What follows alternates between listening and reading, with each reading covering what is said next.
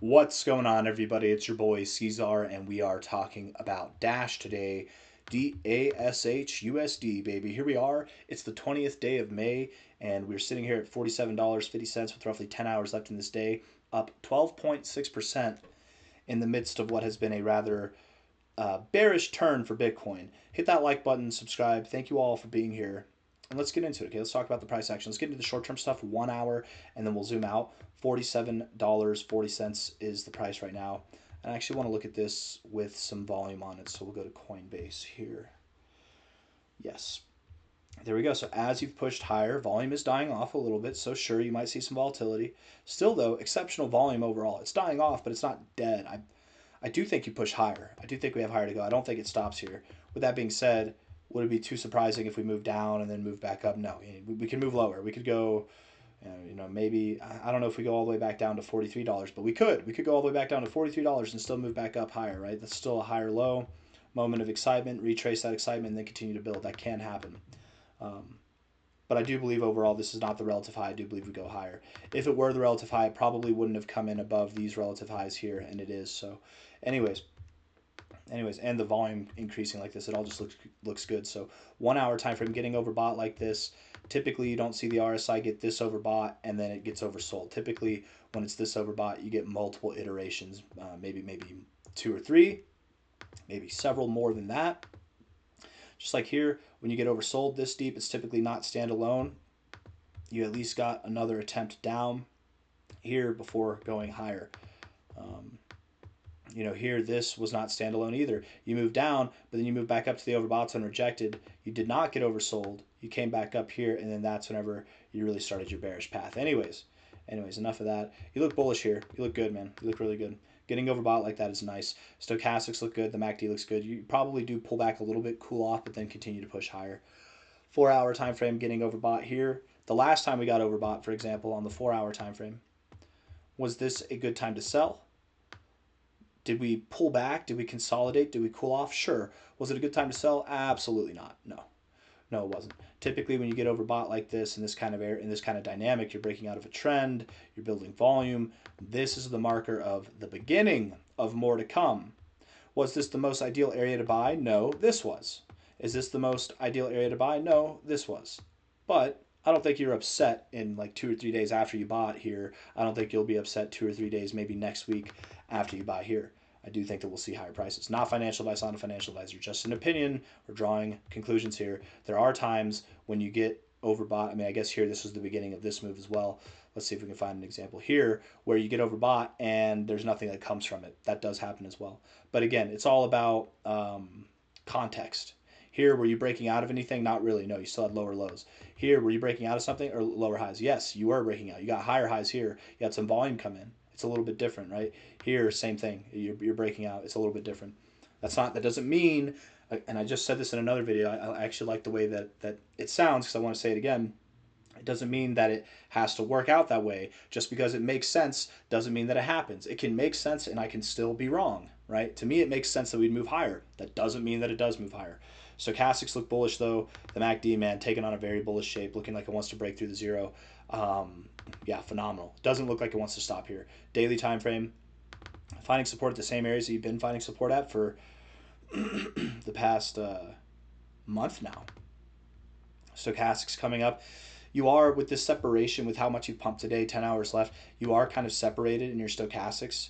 Typically, when the blue line gets separated from the orange line, you don't persist at that kind of pace. So again, chilling here for a couple days, that's fine. It's Wednesday. So what if you consolidated here until next Monday? You consolidate, let your indicators cool off, and then you move up higher. That's fine. Maybe you consolidate just between today and tomorrow, and then Friday you pump up more, and then you consolidate over the weekend. That's fine. But you definitely look like you want to get overbought with your RSI. You have lower lows here in the RSI. You have higher lows in the price. It's hidden bullish divergence. As you're moving up, you're getting volume. As you're moving up, you're getting volume. As you're moving down, there's no volume at all. I want to look at the fibs here and see what you're doing in regards to this. I love the daily time frame.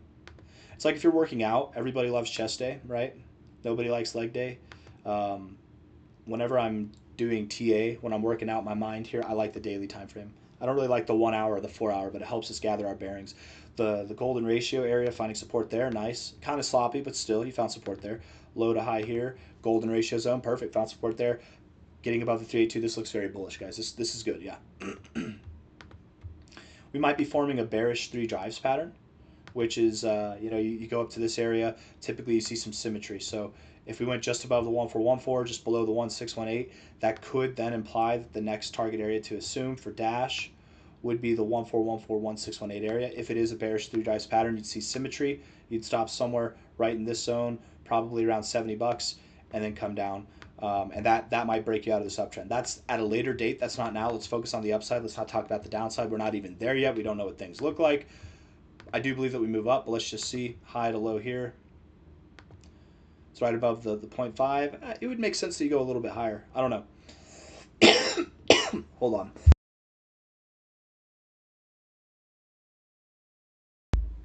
At any rate, at this point in time, I do assume that we move higher than this high. And in which case, your next target area, bearish 3 drives or not, whatever it might be, 1272 to the 1618, that's 73 to 65, $64. That should be your next target area. You're at 47.40 right now. So does that happen today? Does that happen tomorrow? Probably not. Does it happen next week? Maybe. Does it happen the following week? I would bet within the next 2 to 3 weeks we're up there. We're up in that primary target zone of 73.6 to $64.6. That's my thoughts, man. Daily RSI looks good enough. Stochastics look great. The MACD is also bullish overall, and it looks pretty good. You've got lower drives here and your histogram on your MACD with, again, higher lows. There's hidden bullish divergence on literally every single indicator here. You reset perfectly, dropping with very minimal volume. And again, from a low point to a high point here, you found support right in your golden ratio zone. The way that, and typically that I get bullish from these golden ratio zones, I start to get bullish when we close above the 382. So if we can close above $47.09 on any given day, typically that means you're going to take out this high. That's the idea. That idea is more substantial. It's more validated once you close above the 236, which in this case would be at $51.10. So $47.10, $51.10, some areas to pay attention to. It certainly looks as though Dash wants to continue moving up higher. Look at this for what it's worth, low to high. 382 all the way up there at $66. High to low. Golden ratio at 81 to 91. I mean, the world's your oyster, kid. You can make it what you want it to be, that's for sure. And 4 days, 10 hours left. You close here or higher by the end of this week. This looks like a rather bullish engulfing candle. Some very, very bullish implications here if you close above this area this week. So that'd be nice to see. I got nothing else. I'm going to end the video there. Hit that like button, subscribe. Take care of yourselves, all right? Bye-bye.